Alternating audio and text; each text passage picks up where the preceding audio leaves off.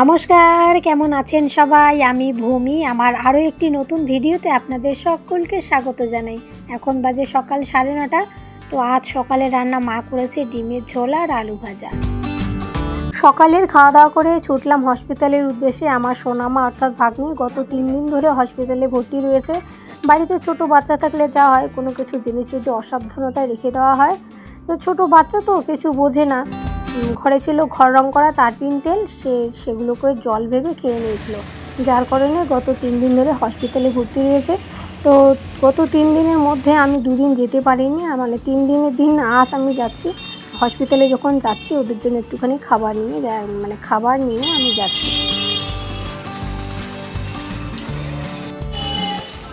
পৌঁছে গেছি হসপিটালে, নিয়ে এসছি যে খাবার নিয়ে এখন ঢুকবো। রাস্তায় আর কথা বলতে পারিনি, চাইলে না ভিতরে ঢুকি।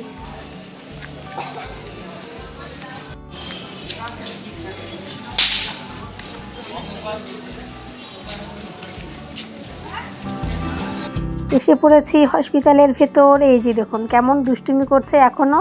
তো এখন শরীর ভালো আছে, তো সে কারণে দুষ্টুমি করছে। কি হয়েছে তোমার?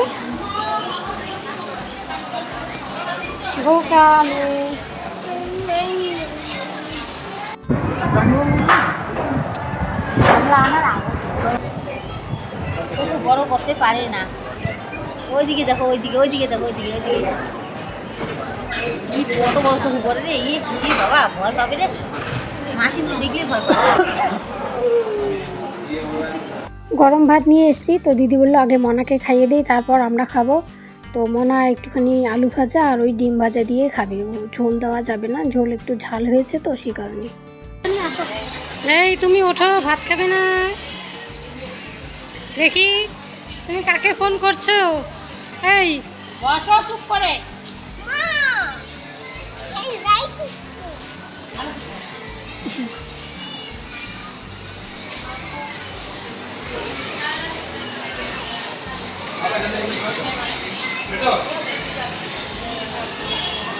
দেখি হাত দেখি তোমার, তুমি কি দিয়েছো এটাতে? ইনজেকশন।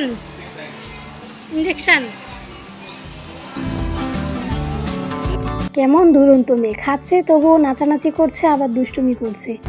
তো মনাকে খাইয়ে দিয়ে দিদিরা খেয়ে নিয়েছিল, মানে দিদি আর দিদির পাশে রয়েছে ও দিদি, মানে আমার দিদির ননদ অর্থাৎ জামাইবাবুর দিদি। তো এরপর দিদি চলে গেছিলো ডক্টরের ওখান থেকে ছুটির কাগজটি নিয়ে এসছে, কারণ মনাকে এখন ছুটি দিয়ে দিয়েছে। তুমি বাড়ি যাবে আজকে? দাদুবাড়ি যাবে না কেন? ভালো করে বসো, এরকম করতে গেছে। হাতে কি হয়েছে তোমার? ইঞ্জেকশন দিয়েছে? ঠিক আছে, রাখ রাখ। হ্যাঁ এরকম করে না। তুমি আজকে দাদুবাড়ি যাবে কেন? কোথায় যাবে তাহলে? বাড়ি।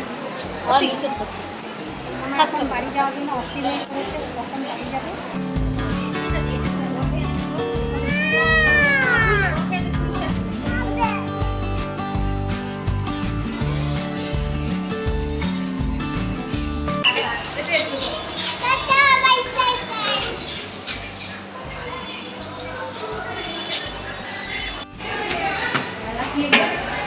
ছুটি হয়ে গেছে, এখন নামছি, বাইরে বেরোবো। ব্যাগ নিয়েছি।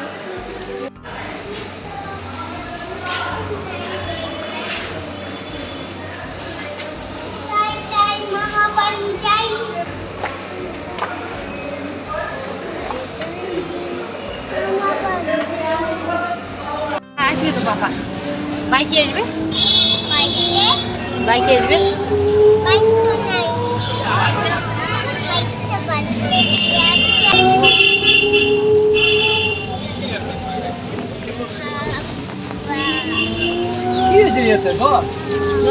তারপিন তেল খাচ্ছে।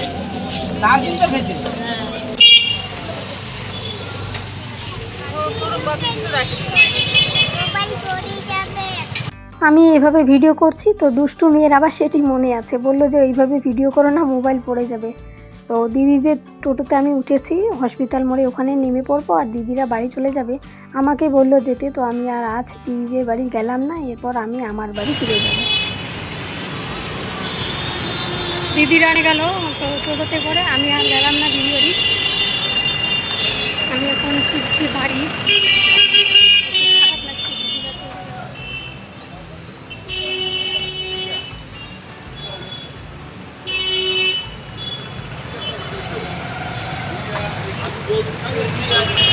এসে গেছি চৌপতির কাছাকাছি। আমি একটু দিতে যাচ্ছি, ওখানে গিয়ে আমাদের গাড়িতে উঠে পড়বো।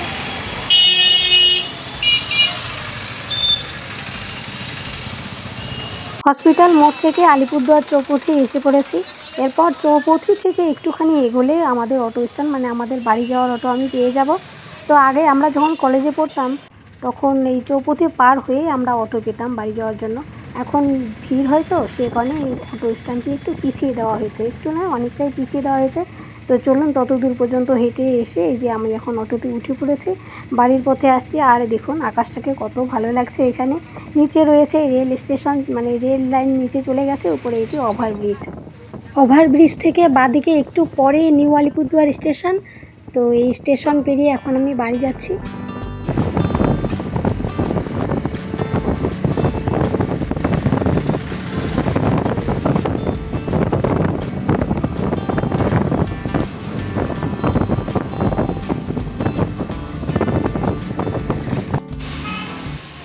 গাড়ি থেকে সবেমাত্র এখন নেমে এলাম, মানে গাড়ি থেকে নামলাম। এখন বাড়ি যাব, অনেকটা পথ হেঁটে যেতে হবে, তো হাঁটি আর কি, হাঁটতে হবে। মাসি কি জামা কাপড় ধুয়ে দিছো? শরীর ভালো আছে এখন?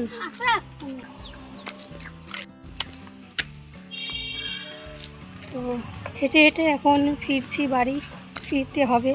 ছাতিও যেহেতু নিয়ে আসেনি, তো রোদ্রের মধ্যে হেঁটে যাই আর কি, পৌঁছাই বাড়ি। সূর্যি মামার তাপ একেবারে চোখে মুখে লাগছে।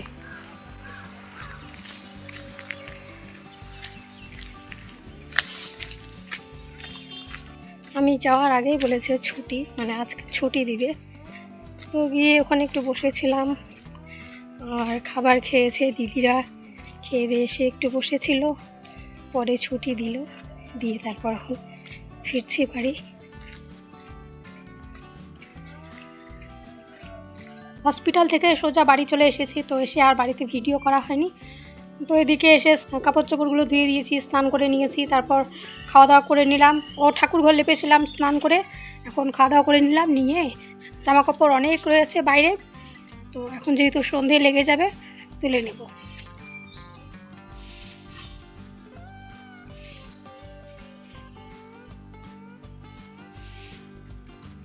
এগুলো শুকনো, এগুলো শুকিয়ে গেছে, তো আগে এগুলো তুলে রাখি, তারপর ভিজে জামা কাপড় অনেক আছে মেলতে দেওয়া, তারপর ওগুলো তুলে রাখবো।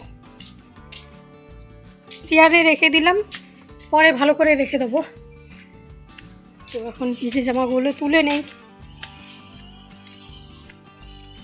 সন্ধে লেগে গেছে প্রায়, আর আমাদের বাড়িতে না একটু বেশি অন্ধকার লাগছে, কারণ ওই যে বাঁশবাগান রয়েছে। তো শীতকালে তো সেরকম রোদ পড়ে না, আর বাইরে গেলে লাগে গরম রৌদ্র, আমাদের বাড়িতে লাগে ঠান্ডা, সারা দিন ছায়া থাকে, তো সে কারণেই। আমিও তো চলে গেছিলাম হসপিটালে, তো মা চলে গেছে, মায়ের আজকে মিটিং ছিল যশোডাঙ্গা হসপিটালে, তো ওখানে চলে গেছে। ও বাড়িতে তো কেউ নেই, ভাই ছিল। তো বাড়ি এসে দেখছি পাতাতে ভর্তি হয়ে গেছে, আর ভাই উঠান ঝাড় দিচ্ছে। শুধু আজকে নয়, ভাই এই কাজটি করে, কেননা আমরা যেহেতু, মা তো বাড়িতে থাকে না, আর আমি যদি কোথাও যাই ঘরদোর তো একবারে জঙ্গলে ভর্তি হয়ে যায়, ভাই এই কাজগুলো করে, ঘরদোর ঝাড় দিয়ে রাখবে, তারপর জল এনে রাখবে বাড়িতে, এই কাজগুলোও করে। সজনে পাতা, একটুখানি চালের গুঁড়ো, তারপর পেঁয়াজ কুচি, লঙ্কা কুচি, এগুলো বড়া হচ্ছে। রাতে এখন হচ্ছে সজনে পাতার বড়া, আর সাথে রয়েছে চাল কুমড়ো তরকারি। তো চাল কুমড়ো যেগুলো শক্ত শক্ত হয়ে যায় না খোসাটি, তো সেই চাল কুমড়োগুলো আমরা সেগুলোকে বলি পুর। তো মা সেই পুরের তরকারি আর এই সজনে পাতার বড়া করছে, কুমড়ো তরকারি। তো সর্ষে বাটা দেওয়ার মনে ছিল না, সর্ষে নাকি ছিল না, শেষ হয়ে গেছে।